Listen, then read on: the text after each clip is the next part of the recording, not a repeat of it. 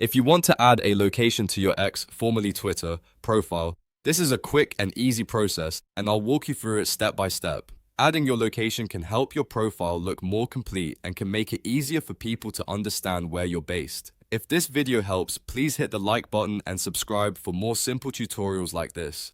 First, log into your X account and look at the left navigation bar. From there, click on the profile.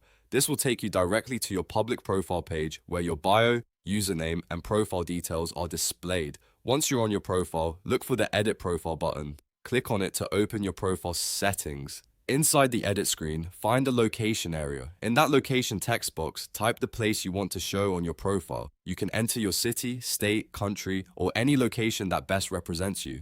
After typing your location, make sure everything looks correct, then click Save to apply the changes. Your new location should now appear on your X profile. That's all there is to it. Just a few clicks and your profile is updated. If this tutorial helped, don't forget to like the video, subscribe to the channel, and turn on notifications so you don't miss the next quick guide.